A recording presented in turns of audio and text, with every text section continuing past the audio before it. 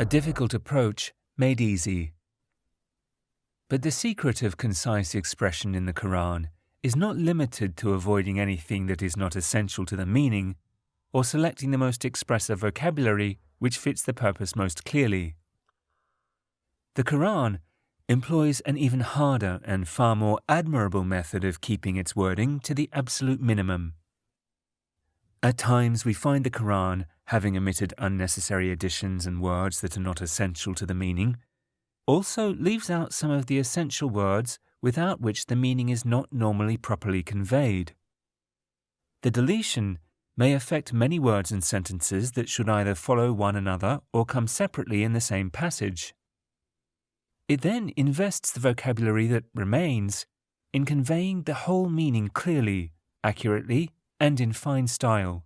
In fact, it appears that the wording makes such a full expression of the meaning that we may think that the wording is more than adequate for the meaning intended. If you look for the secret in all this, you will find that it places the meaning of the deleted words and sentences in a word here and a particle there. It then fashions its style with dexterity so as to make the outcome most fitting for the purpose. Furthermore, it brings out its finer elements in sharp relief so as to make the style most coherent and expressive. It breathes life into making it smooth, easy, bright, and enlightening. As we read, we do not feel what deletions and omissions have taken place, nor do we appreciate how the meaning is adequately and fully expressed unless we examine it very carefully. There is no doubt that the Arabs used to resort to some omission in their speech, considering it to be a literary virtue, providing that there was sufficient indication pointing to what was deleted, even though it may have been essential to the sentence. When an Arab is asked, "Where is your brother?" he may say, "At home," and if he is asked, "Who is at home?" he would say, "My brother." If he were to answer either question by saying, "My brother is at home," his answer would be felt to be unnecessarily verbose.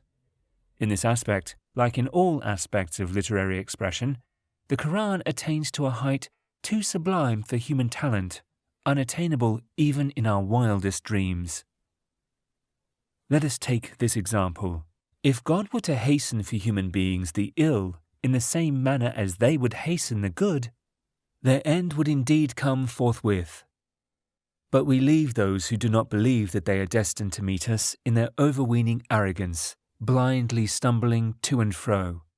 Chapter 10, verse 11. This rendering leaves out all that translators of the Quran add in parentheses to capture the meaning. This verse speaks of those who reject the concept of resurrection, and whom the Prophet informed of his message, telling them that he was a warner to them against an impending and painful suffering. They ridiculed him and said, "God, if this is indeed the truth from you, then rain down upon us stones from the skies, or inflict some other grievous suffering on us." Chapter 8, verse 32. God, however, has not done what they suggested, but instead has delayed their punishment to the time He has appointed. They felt secure in the life of peace they were enjoying, and forgot that time brings all sorts of misfortune. They overlooked the fact that God may inflict His punishment on them at any time. Essentially, this led them to hasten such evil, just like people are eager to receive what is of benefit to them immediately. They started to say, "When will it be? What stops it from coming if it is true?" The Quran wants to reply to this by saying that if it was God's law to respond to people when they hasten what is evil in the same way as He responds to them when they hasten good, He would have hastened it to them. But it is His unchangeable law that He gives respite to the transgressors and defers reckoning on their actions, good or bad, to the time He has appointed. The law will operate in the case of those people so as to give them respite until their appointed time. This is the nature of the reply as it may be expressed in human language. Now let us look at what happens to it when it is stated in the Quran. 1. Taken in its ordinary form, the argument has 3 elements. 2 serve as introductory, and the third as a conclusion. The Quran states the first and the third, while the second is left out. Thus, it is only implied. 2. The first introduction in its idle state has 4 ingredients: God's hastening good and evil, the people's request for both to be hastened, but in the verse we see only one hastening from God and one demand for haste from people. 3. The apparent contrast is in the similarity of one type of haste and another, or one type of request for haste and another. The verse is phrased rather strangely so as to draw the similarity between one element from the first set, that is, haste, and an element from the second set, that is, hastening request. But after all this deletion and modification, do we find the text to be incomplete or twisted or not readily understood? Or do we find the whole import of the verse to be clear to all and sundry, like a full moon on a clear night? It is useful to dig into the secrets of fine style and ask how the meaning is so clear despite all this economy of expression. In comment on all 3 points outlined above, we say firstly that the verse has only deleted the implied introductory element after it has raised 2 banners on its 2 sides to indicate its presence and transmit it to us clearly. To its right, it has placed the negative conditional, if God were, at the beginning of the first introduction. This implies that God does not hasten such matters. To its left, it has placed the Arabic participle fa, which is rendered in the translation as but. This implies a detail indicating a normal state of affairs. The meaning implied here is that it is his practice that he leaves people to carry on with what they choose for themselves. Hence, he leaves the people to whom the verse refers until their appointed time arrives. But the Arabic participle fa on its own does not specifically denote what is intended because it is frequently used as a conjunction. Thus, a reader may read it as though it serves as a conjunction here before he realizes that it is not so. To avoid this, the Quran does not rely on this participle alone, but adds 2 supporting forces in the form of changing tense from past to present and changing the referent from the third person to the first. This causes a verbal break between it and the preceding sentence. This break echoes a similar break in meaning, inviting a complete pause before it. This ensures that no confusion or ambiguity is felt by the reader or the listener. Moreover, this change of tense and person alerts the listener and makes the warning much more effective, coming as it does from God, the Almighty Himself. As for the second point, we note that when the omission is applied to 2 of the 4 ingredients, it is made to apply to both aspects, taking out one ingredient from each and leaving the other. The parallel in this process indicates the presence of what has been deleted. The third point identifies a fine aspect of the meaning, indicating the reason for giving respite and why God does not hasten punishment. The verse portrays this hastening as though the person requesting it is so keen to have what he requests to be hastened because it will satisfy a burning desire, particularly if he is seeking what is certain to benefit him. Thus, the verse implies that if God were to hasten what they are demanding, he would be in the same position as those precipitating matters as he would be provoked into it. Far be it from God to be so. Yet there are more artistic touches in the text of the verse. One of these is that usually the particular conditional conjunction used here is peculiar to Arabic and should normally be followed by a verb in the past tense. But the purpose here is not to negate a past occurrence.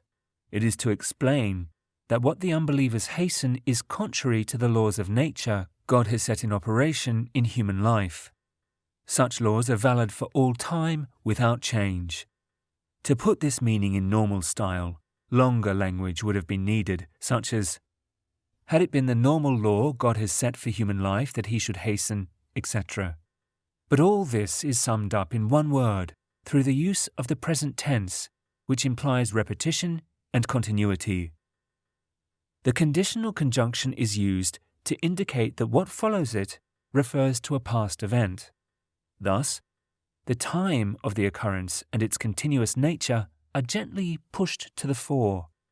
The second touch is seen in the phraseology of the conditional sentence. Normally, the second part of a conditional should tie up with its first part. This would have meant that the sentence should be phrased like this: if God were to hasten for human beings the ill, he would have hastened it, etc. But this is discarded in preference for something far more telling and effective. The verse explains that had God wanted to hasten an evil outcome to people, he would have hastened for that particular community a special type of hard suffering which would make their end occur forthwith. Yet we see another touch in the way the verse is ended. The logical conclusion of the verse should probably have been something like, "But we leave them," or "But we leave these people." The verse, however, runs as follows: if God were to hasten for human beings the ill in the same manner as they would hasten the good, their end would indeed come forthwith. But we leave those who do not believe that they are destined to meet us in their overweening arrogance, blindly stumbling to and fro. In this way, it accomplishes an important dual purpose. First, it makes it clear that their hastening of evil is due to the fact that they do not believe in resurrection. It also shows that granting respite is the general rule which applies to them and others like them. The verse has other touches, but we will leave these for now. We will only say that we may find one type of these dexterous manipulations in the style of any literary figure. But what human being displays in his or her style all these aspects, or a similar set in a passage of the same length, or even in one twice as long? Let us take another example tackling the same thought. Say, have you ever considered if his punishment were to befall you by night or by day? What could there be in such prospect that people lost in sin should wish to hasten? It is, then, that you will believe in it only after it has come to pass. Is it now you believe in it, after having called for its speedy advent? Chapter 11, verses 50 to 51. If we were to paraphrase these two verses, we may say that what God is saying goes as follows. Tell me, what will your situation be should God's punishment befall you all of a sudden, at night or during the day? What will you do then? You have one of two choices. Either you persist with what you are doing now, continuing to deny God's message and hasten the result that may take place, or you accept the faith. Which of these would you choose? Will you still ask for the punishment to be hastened then as you hasten it now? Certainly not, because you are sinners, and a sinner will never look forward to the punishment that is bound to overwhelm him once it is decided. Besides, what type of punishment are you trying to speed up? You should know that it differs in type and severity. Or is it that you deny it today, then when it comes about in due course you will believe in it? Let me tell you that such a belief will not be of any benefit to you, since you have delayed and procrastinated so long that the time for it has gone. You will be reproached and told, "Is it now that you want to believe?" while you are always denying that punishment and challenging us to hasten it. This is the meaning conveyed in these two verses. We need only look at them carefully to see how many sentences have been left as implied at the beginning, middle, and end. But for everything that is deleted, the verses have a clue to point to it, or a mark showing it. In the first verse, we have two interrogative sentences indicating that a comprehensive question is made up of the two, asking, "What will you do?" and "Which course will you follow?" The interrogative about the type of punishment being hastened indicates an earlier and preliminary question about the very idea of hastening it. The reference to those lost in sin implies that it is impossible for what this part of the verse refers to, i.e. the hastening of punishment, to take place, because they will be its recipients. There are many other words or phrases deleted from the text, but clearly understood. This could only happen in the Quran with its unique style.